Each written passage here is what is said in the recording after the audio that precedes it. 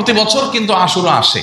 আশুরার এই চেতনা আমরা কয়জন মানুষ উপলব্ধি করার চেষ্টা করি। আমরা অনেকে হয়তো আশুরার রোজা রাখি, আলহামদুলিল্লাহ, খুবই ভালো, এটা গুরুত্বপূর্ণ একটি সুন্নাহ, আমরা সেই জায়গায় আসবো। কিন্তু তার আগে আশুরার চেতনাটা কি, আশুরা কি কথা বলে আমাদের সাথে, আশুরা আমাদের কি বার্তা দেয়, সেটা আমরা খুব কম মানুষই গ্রহণ করি। পৃথিবীর সবচেয়ে বেশি ক্ষমতাধর দেশকে গোটা পৃথিবী সমীহ করে, সারসার বলে। দুর্বল দেশকে পারলে সবাই আগ্রাসন। একজন মুসলমান এর বিপরীতে তিনি আদর্শিক ভিত্তি এটাকে মাথায় রেখে, এটাকে সামনে রেখে তিনি তার পথ চলা নির্ধারণ করবেন। প্রতি বছর মুহররমের 10 তারিখ বা আশুরা আমাদেরকে সেই বার্তাটা দিয়ে যায়। ফেরাউনের উত্থান দেখে, তার শক্তি সামর্থ্য দেখে, তার অহংকার দেখে, তার দম্ভ দেখে, তার ক্ষমতার দাপট দেখে তার অনুসরণ করেছে লাখো লাখো মানুষ। কিন্তু আল্লাহ তাআলা তাকে নির্মম ভাবে, সকরুণ ভাবে পানিতে নিমজ্জিত করে তার অনুসারীদেরকে সহ সলিল সমাধি করেছেন। শুধু করেছেন তা নয়, কোরআনে আল্লাহ বলেছেন, ওয়াকাযালিকা নুনাজ্জিকা বিবাদানিকা লিতাকুনা লিমান খালফাকা আয়া।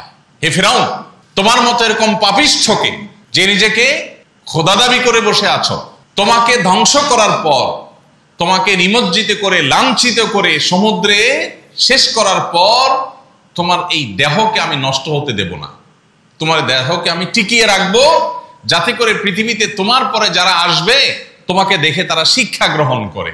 এখন পৃথিবীতে মানুষের লাশ ফ্রিজ আপ করার বহু সিস্টেম আবিষ্কৃত হয়েছে, বের হয়েছে। একটা মানুষ মারা যাওয়ার পর তার লাশ রেখে দেওয়ার মতো বহু উপায় এখন আছে। কিন্তু আজ থেকে প্রায় কয়েক হাজার বছর আগে, কয়েক হাজার, শত না, কয়েক হাজার বছর আগে পৃথিবীতে মানুষের লাশ বছরকে বছর তো দূরের কথা, মাসকে মাস রাখারও কোনো প্রযুক্তি মানুষের কাছে ছিল না। আল্লাহ রাব্বুল আলামিন অলৌকিকভাবে ফেরাউনের লাশকে টিকিয়ে রেখেছেন। এখনো সেটা মিশরের পিরামিড জাদুঘরে আছে। কোরআন বলেছে 1450 বছর আগে তোমার লাশ এটাকে রেখে দেয়া হবে, যাতে করে পরবর্তীতে যারা আসবে পৃথিবীতে তারা শিক্ষা গ্রহণ করে এবং তারা যেন তাদের জীবনের গতিপথ ঠিক করে নেয়, তাদের আদর্শ যেন স্থির করতে পারে যে তারা কি তথাকথিত বিজয়ী শক্তি দেখে, পেশি শক্তি দেখে, টাকার জোট দেখেই শুধুমাত্র মানুষ দল ভিড়বে, বিভিন্ন গ্রুপে বিভক্ত হবে, গ্রুপের অনুসরণ করবে, নাকি তারা আদর্শিক ভিত্তিতে অগ্রসর হবে। এই করণীয়টা যাতে মানুষ নির্ধারণ করতে পারে, সেজন্য তোমার এই দেহকে রেখে দেওয়া হলো। প্রিয় ভাইরা আমার, প্রতি বছর কিন্তু আশুরা আসে। কিন্তু আশুরার এই চেতনা আমরা কয়জন মানুষ উপলব্ধি করার চেষ্টা করি। আমরা অনেকে হয়তো আশুরার রোজা রাখি, আলহামদুলিল্লাহ, খুবই ভালো, এটা গুরুত্বপূর্ণ একটি সুন্নাহ, আমরা সেই জায়গায় আসবো। কিন্তু তার আগে আশুরার চেতনাটা কি, আশুরা কি কথা বলে আমাদের সাথে, আশুরা আমাদের কি বার্তা দেয়, সেটা আমরা খুব কম মানুষই গ্রহণ করি। এই জন্য কোরআনে কারীম যদি আপনি তেলাওয়াত করেন, আপনি অবাক হবেন। কোরআনের পাতায় পাতায় আল্লাহ তাআলা বলেছেন, কালিলাম মা তাযাক্কারুন আফালা তাকিলুন। তোমরা কি একটু ভাবো না? তোমরা কি এই সমস্ত ঘটনা থেকে শিক্ষা গ্রহণ করো না? তোমাদের খুব অল্প সংখ্যক মানুষ আছে যারা উপদেশ গ্রহণ করে। প্রিয় ভাইরা আমার, অতএব শুধু আশুরার নফল সিয়াম বা সুন্নাহ রোজা রাখাই নয়, আশুরার যে চেতনা আছে, আশুরার যে শিক্ষা আছে, সেটা আমাদের জীবনে ধারণ করতে হবে। আমাদের সমাজে সেটার চর্চা করতে হবে। শুধুমাত্র শক্তি আর পাওয়ার দেখে অগ্রসর হওয়া নয়, আমাদের অগ্রসর হতে হবে কি দেখে?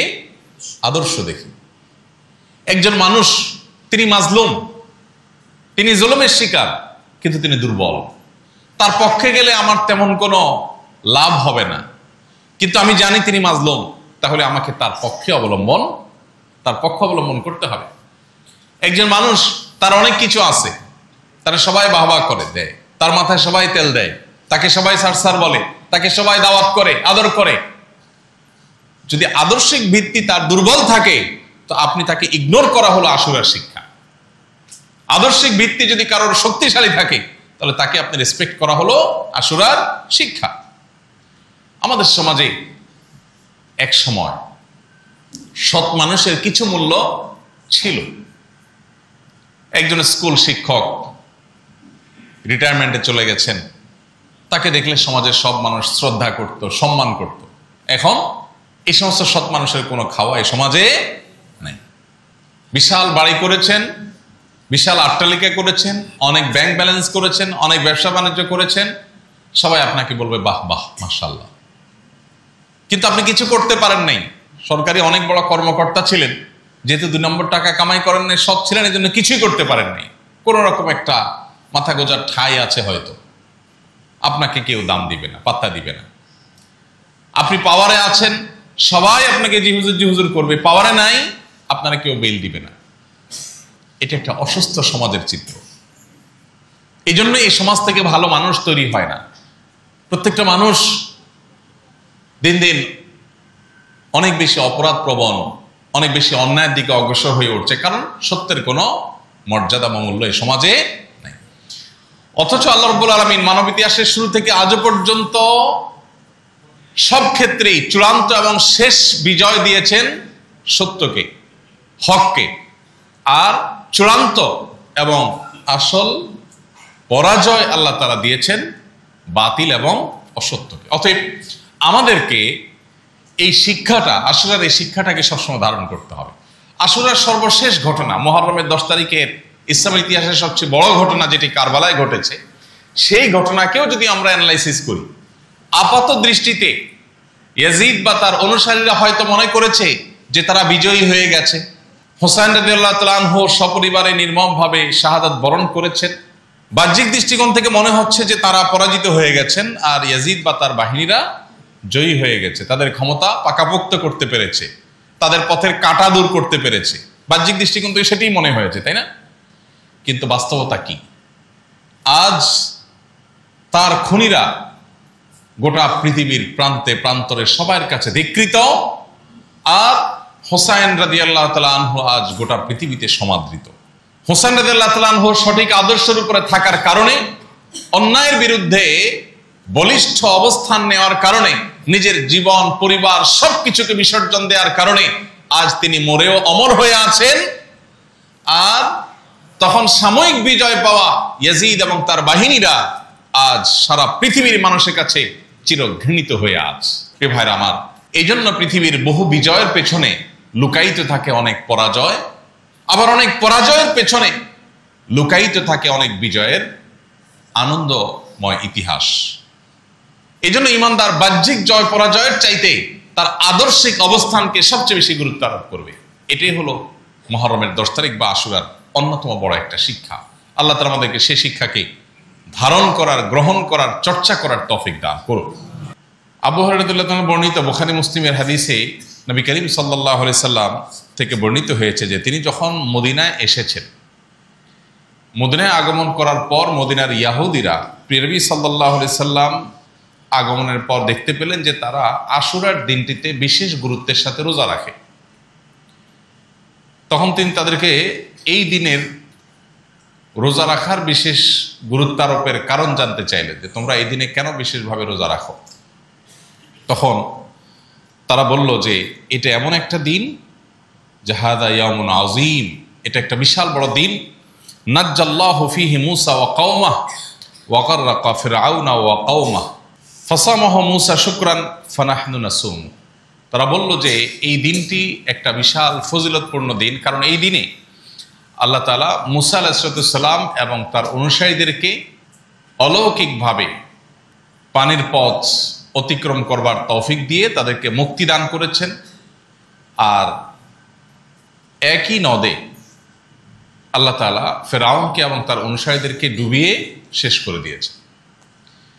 এই যে আল্লাহ তাআলা সত্যের বিজয় এবং বাতিলের পরাজয়ের এই ঐতিহাসিক ঘটনার সৃষ্টি করেছেন, সেজন্য আল্লাহর কাছে শুকরিয়া আদায় করে মূসা আলাইহিস সালাম রোজা রেখেছেন। আমরাও তার অনুকরণে, তার অনুসরণে রোজা রাখি। তখন নবী করিম সাল্লাল্লাহু আলাইহি ওয়াসাল্লাম বলেছেন, ফানাহনু আহাক্কু বিমূসা মিনকুম ফাসামাহু রাসূলুল্লাহ সাল্লাল্লাহু আলাইহি ওয়াসাল্লাম ওয়া আমারা বিসিয়ামি। এরপর নবী সাল্লাল্লাহু আলাইহি ওয়াসাল্লাম বললেন, তোমরা মূসা আলাইহিস সালামের অনুসরণের ব্যাপারে যতটা সিরিয়াস, বা মূসা আলাইহিস সালামের অনুসারী দাবিদার হিসাবে তোমরা যতটা সত্যিকারের অনুসারী, আমরা তার চেয়ে বেশি। সো আমরা এই দিনটিকে আরো বিশেষ গুরুত্বের সাথে রোজা রাখবো। এরপর নবী সাল্লাল্লাহু আলাইহি ওয়াসাল্লাম এদিন রোজা রাখলেন। এই ঘটনা কম বেশি আমরা সবাই জানি, ইতিপূর্বে আমরা হয়তো অনেকেই বারবার শুনেছি। এর বাইরেও আশুরার এই দিনটিতে, মুহররমের এই দিনটিতে ঐতিহাসিক অনেক ঘটনা ঘটেছে। এর মধ্যে অনেক ঘটনা বিভিন্ন বর্ণনায় উঠে এসেছে, সেগুলো বিশুদ্ধ সূত্রে বর্ণিত হয়েছে। আবার অনেক ঘটনা বিশুদ্ধ সূত্রে বর্ণিত হয়নি, সেগুলোর বর্ণনা নিয়ে নানান আপত্তি আছে। এই দিনের সর্বশেষ ইসলামের ইতিহাসের বড় ঘটনা হলো 61 হিজরিতে কারবালার ময়দানে ঘটে যাওয়া ঘটনা, যেখানে প্রিয় নবী সাল্লাল্লাহু আলাইহি সাল্লামের প্রিয় কলিজার টুকরা দৌহিত্র হোসেন রাদিয়াল্লাহু তাআলা আনহু সপরিবারে ইয়াজিদের মতো নিষ্ঠুর, জালেম, পাপিষ্ঠ, খুনি এবং তার অনুসারীদের হাতে নির্মমভাবে শাহাদাত বরণ করেছে। অর্থাৎ যেই দিনটি আসলে ঐতিহাসিকভাবে একটি আনন্দের দিন ছিল, একটি বিজয়ের দিন ছিল, নবী সাল্লাল্লাহু আলাইহি সাল্লামের দুনিয়া থেকে বিয়োগের পর 61 হিজরি সনে ইরাকের কারবালা নামক জায়গায় সেই দিনটিতে একটি বেদনাদায়ক ঘটনাও ঘটে গেছে। অর্থাৎ একটা ঐতিহাসিক বিজয় দিনে একটি বেদনাবিদুর ঘটনাও ঘটে গেছে। এ হলো মুহররম এর 10 তারিখ তথা আশুরার একেবারে সংক্ষিপ্ত তাৎপর্যের কারণ। কারবালার এই ঘটনা যেটি 61 হিজরি সনে ঘটেছে, এই ঘটনার কারণে গোটা পৃথিবীতে এমন কোনো মুসলমান থাকতে পারে না যে মুসলমান ব্যথিত নয়, যে মুসলমানের হৃদয়ে রক্তক্ষরণ হওয়ার কথা নয়। যে হাসান হোসেন রাদিয়াল্লাহু তাআলা আনহুমাকে নবী করিম সাল্লাল্লাহু আলাইহি সাল্লাম নিজের নাতি হিসেবে, জান্নাতি যুবকদের সর্দার হিসেবে, বহু কল্যাণের অগ্রদূত হিসেবে নবী করিম সাল্লাল্লাহু আলাইহি সাল্লাম যাদেরকে অনেক স্নেহ করতেন, মমতা দিতেন, আদর করতেন, যাদের বিভিন্ন মর্যাদার বর্ণনা রয়েছে, তাদেরকে যদি কোনো জালিম, কোনো ক্ষমতালোভী, কোনো পাপিষ্ঠ, কোনো ফ্যাসিস্ট যদি নির্মমভাবে সপরিবারে হত্যা করে, খুন করে, তাহলে সেই ঘটনায় মুসলমান হিসেবে আমরা সবাই ব্যথিত। আমাদের প্রিয় নবী সাল্লাল্লাহু আলাইহি সাল্লাম যদি বেঁচে থাকতেন আর তার জীবদ্দশা যদি তার নাতির সাথে এরকম আচরণ করা হতো, নিশ্চয়ই তিনি অনেক কষ্ট পেতেন। তো আমরা মুসলমান হিসেবে আমরাও সেই ঘটনায় ব্যথা পাবো, কষ্ট পাবো, সেটাই স্বাভাবিক। এর পাশাপাশি মুহররমের 10 তারিখ বা আশুরাকে কেন্দ্র করে আমাদের বেশ কিছু বিষয় জানার আছে, শেখার আছে, বোঝার আছে। সে জানা, শেখা এবং বোঝার যে বিষয়গুলো আছে তার মধ্যে থেকে সবচেয়ে বড় বিষয় হলো আল্লাহ রাব্বুল আলামিন সত্য এবং হককে বিজয়ী করেন, অসত্য এবং বাতিলকে পরাজিত করেন। এটা আল্লাহ তাআলার অমোঘ বিধান, এটা আল্লাহ তাআলার চিরাচরিত নিয়ম। মানব ইতিহাসের শুরু থেকে আজও পর্যন্ত কোনো বাতিলকে আল্লাহ তাআলা চূড়ান্ত সুখ পেতে দেননি। সাময়িক ছাড় দিয়েছেন, সাময়িক সুখ দিয়েছেন। কত ফ্যাসিস্ট, কত জালিম, কত অত্যাচারী আমরা দেখেছি। মহল্লায় ছোট জালিম, ছোট মাস্তান, ছোট চাঁদাবাজ, ছোট অত্যাচারী, কিংবা কোনো বড় স্টেট বা রাষ্ট্রের কোনো বড় ফ্যাসিস্ট বা ক্ষমতালোভী বা জালিম, কিংবা আন্তর্জাতিক পরিমণ্ডলের কোনো পরাশক্তি যারা বিভিন্ন উপায়ে পৃথিবীর দুর্বল মানুষদের উপর অত্যাচার, অবিচার, জুলুম, নিষ্পেষণ পরিচালনা করে, তাদের চাকচিক্য দেখে আমরা বিভ্রান্তিতে পড়ে যাই। প্রতি বছর মুহররমের 10 তারিখ আশুরা এসে আমাদের বিবেকে করাঘাত করে, জেগে উঠো, ঘুমিয়ে থেকো না, তোমার ভুল ভাঙো। তুমি যেটাকে চাকচিক্যময় বিজয় ভাবছ, তার পেছনে লুকায়িত আছে নির্মম পরাজয়ের ঘটনা। আজকের পৃথিবী, যে পৃথিবীকে আমরা সভ্য পৃথিবী মনে করি, দাবি করি, যে পৃথিবীকে আমরা অনেক মানবিক পৃথিবী মনে করি, এই পৃথিবীরও নির্মম কালো অধ্যায় আমাদের কম বেশি জানা থাকার কথা। পৃথিবীর সবচাইতে মূল্যবান, নানাবিধ সম্পদে ভরা মহাদেশ সবচেয়ে বেশি দরিদ্র পীড়িত। কেন? কারণ পৃথিবীর উন্নত অংশের মানুষেরা তাদেরকে নিষ্পেষণ করে খাচ্ছে, লুটে নিয়ে যাচ্ছে। এই পৃথিবীটাই আবার মানবতার, মানবাধিকারের, সভ্যতার, আধুনিকতার নানামুখী লেবাস পরে আমাদের সামনে আবির্ভূত হয়। আমরাও সেগুলোকে বাহ বাহ বলে ওয়েলকাম করি। মুহররমের 10 তারিখ আশুরা এসে আমাদেরকে জানায়, তোমরা যেটাকে বাহ্যিকভাবে বিজয়ী শক্তি মনে করছ, যদি আদর্শিকভাবে তারা ভুল পথে থাকে, বিশ্বাসগতভাবে তারা যদি ভ্রান্তির পথে থাকে, তো আজকের চাকচিক্যময় তথাকথিত বিজয়ের বেশে থাকা এই শক্তি ফেরাউনের শক্তির মতো এক সময় নির্মম পরাজয়ের গ্লানিতে ডুবে যাবে।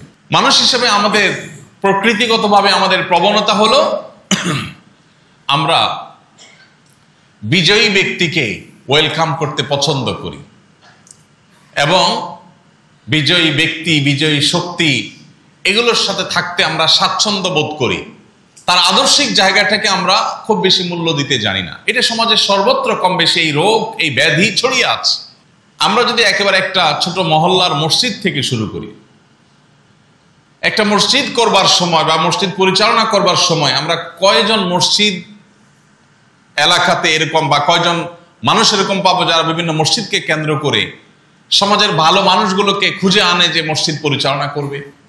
একটা ছোট্ট এলাকাতে একজন প্রতিনিধি নির্বাচন হবে, আদর্শিকভাবে একজন সৎ নিষ্ঠাবান মানুষকে মূল্য দেওয়া হয় কয়টা সমাজে? আপনি দেখবেন ভালো মানুষের ভাত নাই। ভালো মানুষের ভাত নাই। কেন ভাত নাই? কারণ তার শক্তি নেই, কারণ তার টাকা নেই, কারণ তার পাওয়ার নেই। মানুষ তাকে রেসপেক্ট করে না।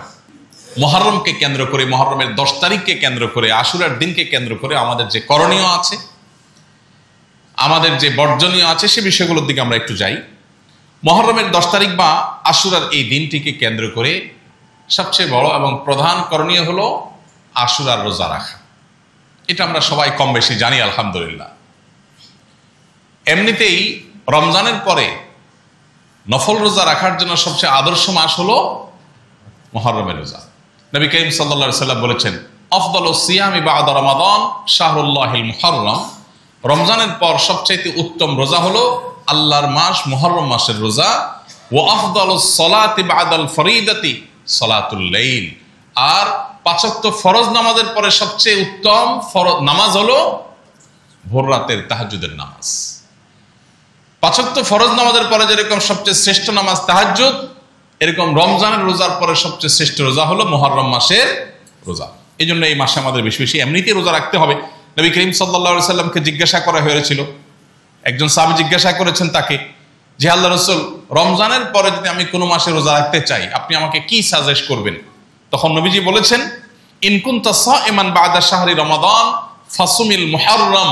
তুমি যদি রমজানের পরে কোনো মাস রোজা রাখতে চাও তাহলে মুহররম মাসটাতে বেশি বেশি রোজা রাখবে। কেন?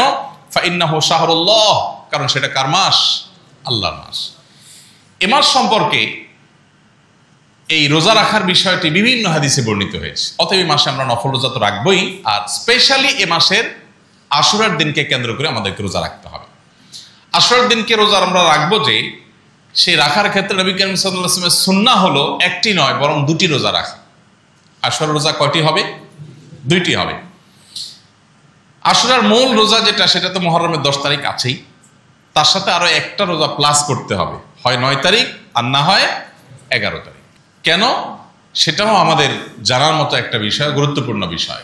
আমরা এটা অনেকে শুনেছি নিশ্চয়। নবী করিম সাল্লাল্লাহু আলাইহি ওয়াসাল্লাম যখন দেখেছেন মদিনায় ইহুদিরা আশুরা উপলক্ষে একটা রোজা রাখে, নবীজি সাল্লাল্লাহু আলাইহি ওয়াসাল্লাম তখন সাহাবাদেরকে নির্দেশ করলেন যে, সোমু ইয়াওমান ক্বাবলাহ আও ইয়াওমান বা'দাহ। তোমরা তাদের যে আশুরার রোজা মুসা আলাইহিস সালামের অনুকরণে তারা রাখে, সেটা আমরাও রাখবো। আমরাও যদি মুসা আলাইহিস সালামকে শ্রদ্ধা করি, তার প্রতি ঈমান আনি নবী হিসেবে, রাসূল হিসেবে, কিন্তু পাশাপাশি আমরা মুসলিম হিসাবে তাদের থেকে আমাদের স্বাতন্ত্র্য বিশেষ বৈশিষ্ট্য যেন হয়, সেজন্য আমরা একটা রোজা প্লাস করব, হয় একদিন আগে আর না হলে একদিন পরে। তাহলে তারা রাখে একটা, আমরা রাখবো 2টা। নবী সাল্লাল্লাহু আলাইহি ওয়াসাল্লামের পরিষ্কার নির্দেশনা রয়েছে, খালিফুল ইয়াহুদ, তোমরা ইহুদিদের ব্যতিক্রম করো। ইবাদত করার ক্ষেত্রেও তাদের সাথে যেন সাদৃশ্য না হয়, আমাদের যেন স্বাতন্ত্র্য থাকে, আমাদের যেন বিশেষত্ব থাকে, আমাদের ইবাদতে যেন ভিন্নতা থাকে, বৈচিত্র্য থাকে। সেজন্য নবী সাল্লাল্লাহু আলাইহি ওয়াসাল্লাম যেখানে নির্দেশ করেছেন, আজকে সেখানে ইবাদত তো অনেক পরের বিষয়, জাগতিক বিষয় পর্যন্ত আমরা তাদের অন্ধ অনুকরণ করছি। তারা যে শিক্ষাক্রম, তারা যে পাঠ্যক্রম, তারা যে আপনার সভ্যতা, তারা যে কালচার আর কৃষ্টি দিচ্ছে, ওইটাকে আমরা গোগ্রাসে গিলছি। ওদের কাছ থেকে যদি আপাত দৃষ্টিতে একেবারে চকচকা ভালো কিছু আমরা পাই, সেটাকেও মুসলমান হিসেবে আমাদের পরখ করে দেখতে হবে এবং সেটার মধ্যে আমাদের বিকল্প কোনো পথ খুঁজে বের করার চেষ্টা আমাদের করতে হবে। আজ আমরা তাদের অন্ধ অনুকরণ করছি, ইহুদি খ্রিস্টানদের অন্ধ অনুকরণে আমরা শেষ হয়ে যাচ্ছি। তো রোজার ক্ষেত্রে নবী সাল্লাল্লাহু আলাইহি ওয়াসাল্লাম যেখানে তাদের থেকে পার্থক্য রাখতে বলেছেন, তাদের ব্যতিক্রম করতে বলেছেন, সেখানে জাগতিক বিষয়ে, দুনিয়াবী বিষয়ে তাদের অনুসরণ করা কত বেশি ভয়াবহ হতে পারে। এই জন্য আমাদের সর্বপ্রথম করণীয় হবে আশুরার রোজা রাখা। আশুরার রোজার 3টা স্তর আছে। তার আগে আশুরার রোজার মর্যাদা সম্পর্কে আরেকটু আমরা বলি। হাদিসটা আমরা শুনেছি, আবু কাতাদা রাদিয়াল্লাহু আনহু যিনি বর্ণনা করেছেন, সহিহ মুসলিম রয়েছে। নবী সাল্লাল্লাহু আলাইহি ওয়াসাল্লাম বলেছেন, সিয়াম ইয়াউমি আশুরা আহতাসিবু আলাল্লাহি আন ইউকাফিরা সানাতাল্লাতী ক্বাবলা। আশুরার রোজা এটা পূর্বের 1 বছরের গুনাহ মাফ করে দিবে। অর্থাৎ আশুরার রোজা রাখলে বিগত 1 বছরের ছোটখাটো সগীরা যে গুনাহগুলো আমাদের অনিচ্ছাকৃতভাবে অজান্তে নানাভাবে হয়ে গেছে, সেই ছোটখাটো গুনাহগুলো আল্লাহ তাআলা মাফ করে দিবেন এই একটি রোজার মাধ্যমে। এবং এই রোজা রাখার 3টা স্তর আছে। আশুরার রোজার কয়টা স্তর আছে? 3টা স্তর আছে। সবচেয়ে উত্তম, সবচেয়ে আপার ক্লাসের আশুরার রোজা হলো 9 এবং 10 জিলহজ রোজা রাখা। 9 এবং 10 জিলহজ, এটা হলো সবচেয়ে উত্তম। কেন? কারণ নবী করিম সাল্লাল্লাহু আলাইহি ওয়াসাল্লাম বলেছেন, যদি আমি আগামী বছর বেঁচে থাকি তাহলে আমি মুহররমের 9 এবং 10 এই 2 দিন রোজা রাখবো। এটা নবীজি সাল্লাল্লাহু আলাইহি ওয়াসাল্লাম বলেছেন। বর্ণনাকারী সাহাবী বলছেন, এই হাদিসটি বলার পর নবী সাল্লাল্লাহু আলাইহি ওয়াসাল্লাম পরবর্তী বছর মুহররম আসার আগেই দুনিয়া থেকে চলে গেছে, তিনি আর হায়াত পান নাই। তো এই যে নবী সাল্লাল্লাহু আলাইহি ওয়াসাল্লাম তার আকাঙ্ক্ষা ব্যক্ত করেছেন যে আমি সামনে বেঁচে থাকলে 9-10 রাখবো, এখান থেকে বোঝা যায় যে 9-10 এবং 10-11-র মধ্যে উত্তম হলো 9-10 রাখা, এটা সবচেয়ে ভালো। যদি কোনো কারণে 9-10 কারো রাখা সম্ভব না হয়, তাহলে তিনি দ্বিতীয় পর্যায়ের আশুরা রোজা রাখবেন, সেটা হলো 10 এবং 11। আর যদি সেটাও সম্ভব না হয়, কারো শুধু একটা রাখতে পারে, তাহলে শুধু আশুরার দিনটি রাখবে কিনা এটা নিয়ে আমাদের মধ্যে মত পার্থক্য আছে। এটা 3 নম্বর স্তর। অনেক ওলামা একরাম বলেছেন যে একেবারে নাইমা হচ্ছে কেন ভালো, 2টার দিকেও রাখতে কোনোভাবে না পারে তাহলে শুধু আশুরা রাখবে। আবার অনেক ওলামা বলেছেন যে নবী সাল্লাল্লাহু আলাইহি ওয়াসাল্লাম যেহেতু ইহুদিদের সাথে এই ব্যাপারে রোজা রাখার ক্ষেত্রে তাদের চেয়ে ভিন্ন কিছু করতে বলেছেন, অতএব পারলে 2টা রাখবেন, না পারলে দরকার নেই, তাদের অনুকরণ যেন না হয়। তাহলে মোট 3টা স্তর আমরা পাইলাম। সেই হিসাবে এই বছর আমরা আশুরার রোজা রাখবো কবে? আজ যেহেতু মুহররমের 8 তারিখ, অতএব আজকে সূর্য ডুবার সঙ্গে সঙ্গেই মুহররমের 9 তারিখ শুরু হয়ে যাবে। মুহররমের 9 তারিখ শুরু হওয়া মানে হলো আগামীকালকে আমরা রোজা রাখবো, আর পরের দিন অর্থাৎ রবিবার আমরা রোজা রাখবো। তাহলে সেক্ষেত্রে আজকে সাহারি খেয়ে কালকে রোজা রাখতে হবে, এটা হলো 9 মুহররম। আর কালকে দিবাগত রাতে সাহারি খেয়ে তারপর দিন রোজা রাখতে হবে, সেটা হবে 10 মুহররম, অর্থাৎ রবিবার হবে আশুরার রোজা। সাহাবা একরাম এই রোজাগুলো এত গুরুত্বের সাথে রাখতেন যে নিজেরা তো রাখতেন, বাচ্চাদেরকে সাধারণত নফল রোজা রাখার জন্য নির্দেশ দিতেন না, কিন্তু আশুরার রোজা বাচ্চাদেরকে দিয়েও রাখাতেন, বাচ্চাদেরকেও আশুরার রোজা রাখার জন্য উদ্বুদ্ধ করতেন। হাজার হাজার বছর ধরে চলে আসা, সেই মুসা আলাইহিস সালামের সময় থেকে চলে আসা গুরুত্বপূর্ণ একটি ইবাদত হলো এই আশুরার রোজা। প্রত্যেকেরই রোজা রাখার চেষ্টা করা উচিত। আল্লাহ আমাদের সবাইকে সেই তৌফিক দান করুন। তাহলে আশুরা উপলক্ষে প্রথম করণীয় রোজা রাখা, সেই সম্পর্কে আমরা জানলাম। দ্বিতীয় করণীয় হলো একটি হাদিস, যে হাদিসের সনদকে অনেক মুহাদ্দিসগণ যায়িফ বলেছেন। আল্লামা আলবানী, আল্লামা আহমদ শাকির রাহিমাহুল্লাহ সহ অনেক মুহাদ্দিসগণ যায়িফ বলেছেন। আবার ইমাম তিরমিজি রাহমাতুল্লাহ আলাইহি সেটাকে হাসান বা গ্রহণযোগ্য বলেছেন। সে হাদিসটি হলো যে এই দিনে পূর্বের বিভিন্ন জাতিকে আল্লাহ তাআলা ক্ষমা করেছেন, তাদের তওবা কবুল করেছেন, এবং পরবর্তীতে যারা আসবে তাদের তওবা কবুল হবে। এই হাদিসের ভিত্তিতে এই দিন উপলক্ষে আল্লাহর কাছে তওবা করা, ইস্তেগফার করা, ক্ষমা প্রার্থনা করা, আল্লাহর দিকে ফিরে আসা, এটা তাৎপর্য বা গুরুত্ব বুঝে আসে। আশুরাকে কেন্দ্র করে অনেক বর্জনীয় বিষয় আছে, অনেক বিদআত আমাদের সমাজে প্রচলিত আছে। আপনারা বিশেষ করে সোশ্যাল মিডিয়া খুললেই দেখবেন, এমনকি মূলধারা মিডিয়াগুলোতেও চোখ বুলালেই আপনারা দেখতে পাবেন যে আশুরাকে কেন্দ্র করে এমন অনেক কর্মকাণ্ড হয়ে থাকে যেগুলোর সাথে কোরআন বা সুন্নাহর কোনো সম্পর্ক নাই। আমরা যখন কোনো ফসলের ক্ষেত চাষ করি, ফসল চাষ করি কোনো ক্ষেতে, ফসলের ক্ষেতের দিকে তাকালে আমরা দেখি সেখানে ফসল শুধু হয় না, সাথে আগাছাও হয়। আমাদের কাজ হলো ফসলগুলোকে জিইয়ে রাখা আর আগাছাগুলোকে পরিষ্কার করে ফেলে দেওয়া। ঠিক একইভাবে যে কোনো ইবাদতকে ঘিরে কোরআন এবং সুন্নাহ থেকে একেবারে নির্দেশিত আমল যেমন আমাদের সামনে আছে, ঠিক একইভাবে অনেক বেদাতও আমাদের সামনে চলে আসে। এই বেদাতগুলোর ব্যাপারে আমাদের কি থাকতে হবে? সতর্ক এবং সাবধান থাকতে হবে।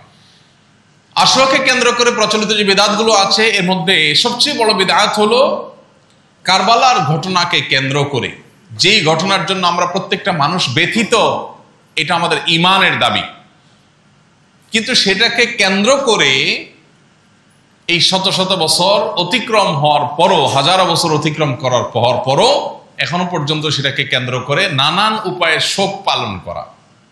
নবী করিম সাল্লাল্লাহু আলাইহি ওয়াসাল্লাম পরিষ্কারভাবে বলেছেন 3 দিনের পর কোনো শোক পালন জায়েজ নয়। কয় দিনের পর? 3 দিনের পর।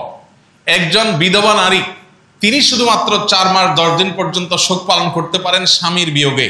এছাড়া যত মানুষ দুনিয়া থেকে যাবে, যে কারোর মৃত্যুতে মানুষের শোক পালন হবে সর্বোচ্চ কতদিন? 3 দিন। 3 দিনে বেশি শোক পালন করা যায়। হ্যাঁ, কোনো মানুষের বিয়োগে আপনার মনের ব্যথা, সেটা তো 3 বছরও থাকতে পারে, 30 বছরও থাকতে পারে, সারা জীবনও থাকতে পারে, সেটা ভিন্ন বিষয়। ব্যথা থাকা এক জিনিস, ব্যথার কারণে তাকে স্মরণ করা সেটা এক জিনিস, আর শোক পালনের আনুষ্ঠানিকতা আরেক জিনিস।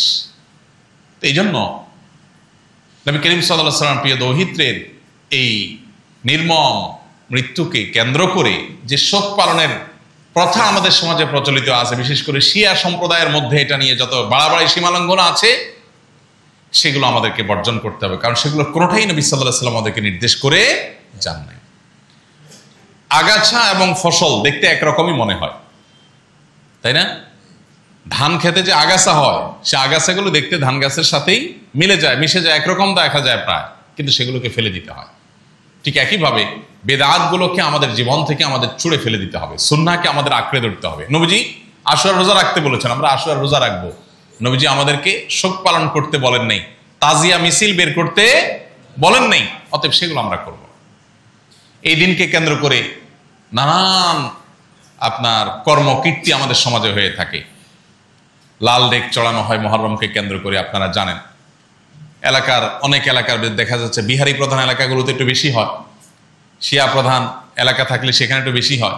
চাঁদা টান্দা তুলে তারা ধুমধামে খায়। যে আশুরার দিনে নবীজি সাল্লাল্লাহু আলাইহি ওয়াসাল্লাম রোজা রাখতে বলেছেন, ওই দিন তারা চাঁদা তুলে আরো বিরিয়ানি খায়। তাহলে এটা যে ভুল কাজ, এটা বোঝার জন্য পণ্ডিত হওয়ার দরকার নাই, কমন সেন্স থাকলে যথেষ্ট। যেখানে আশুরার দিনে নবী সাল্লাল্লাহু আলাইহি ওয়াসাল্লাম রোজা রাখতে বলেছেন, তারা ওই দিন আরো চাঁদা তুলে লাল ডেক বসায়া বিরিয়ানি খায়, বিতরণ করে, তবরক বিতরণ করে, দেখবেন। তো এগুলোর সাথে ইসলামের কোনো সম্পর্ক নেই। অনেকে দেখবেন হোসেন রাদিয়াল্লাহু আনহু শহীদ হয়েছেন, সেজন্য নিজের শরীরকে নিজে আঘাত করে, বাচ্চাদের শরীরকে আঘাত করে, রক্তাক্ত করে। শিয়াদের সমস্ত অপসংস্কৃতি, তাদের সমস্ত বেদাত এবং ভুল কাজ, এগুলো যাতে কোনোভাবে আমাদেরকে স্পর্শ না করে। এর বাইরে আশুরাকে কেন্দ্র করে আর নানাবিধ বেদাত আছে, কুসংস্কার আছে, সেগুলো সম্পর্কে আমাদের সচেতন সতর্ক থাকতে হবে। আর ইবাদত যেগুলো আছে সেগুলো আমাদেরকে ধারণ করতে হবে। ইবাদত এবং বেদাত সম্পর্কিত ধারণা আমাদের একেবারে পরিষ্কার থাকতে হবে। আল্লাহর কাছে কিয়ামতের ময়দানে ইবাদত গ্রহণযোগ্য হবে, বেদাত কখনো গ্রহণযোগ্য হবে না। অতএব দেখতে ইবাদত মনে হলেও কোরআন হাদিসে যদি প্রুফ না থাকে, তাহলে সেটা আমরা কখনো ধারণ করব না, গ্রহণ করব না। আল্লাহ রাব্বুল আলামিন আমাদের সবাইকে আশুরার প্রকৃত শিক্ষা, আশুরার প্রকৃত চেতনা, সেটিকে আমাদেরকে ধারণ করার তৌফিক দান করুন। আমরা যেন সবসময় হক এবং সত্যের সাথে থাকি। সে হক এবং সত্য যদি দুর্বল হয়, যদি বাহ্যিকভাবে পরাজিত হয়, দুর্বল হয়, তারপরও আমি হকের সাথেই থাকবো, সত্যের সাথেই থাকবো। আর অসত্য, বাতিল, ভুল পথ, সেটা যত শক্তিশালী হোক, আমি তার সাথে থাকবো না। এই অবস্থানটা যদি আমার পরিষ্কার করতে পারি, তাহলে শুধুমাত্র ওই মূসা আলাইহিস সালামের মতো বিজয়ী হব না, হোসেন রাদিয়াল্লাহু তাআলার মতো অমরই হব না। ইনশাআল্লাহ আখিরাতের অনন্ত অসীমকালের সুখ স্বাচ্ছন্দ্য এবং সেখানকার সাফল্য নির্ভর করে এটার উপরে, সেটা আমাদের জন্য অপেক্ষা করবে যদি আমরা আমাদের আদর্শিক জায়গাটাকে পরিষ্কার করতে পারি। আল্লাহ আমাদের সবাইকে সে তৌফিক দান করুন। স্রোত এবং গড্ডালিকার যে প্রবাহ, সেটার বিপরীতে আদর্শের উপরে চলা, এই মানসিকতা আজ পৃথিবীতে বড় বিরল হয়ে গেছে। আছে সমাজে আলহামদুলিল্লাহ অনেক মানুষ আছে আদর্শবান, নীতিবান, তারা স্রোতের তালে গা ভাসায় না, তারা স্রোতের বিপরীতে চলে। সবাই একদিকে, কিন্তু তার বিবেক বলছে না এটা ভুল পথ, সে যায় না সেদিকে। এই যে স্বল্প সংখ্যক মানুষ, এরাই কিন্তু জান্নাতি হবে।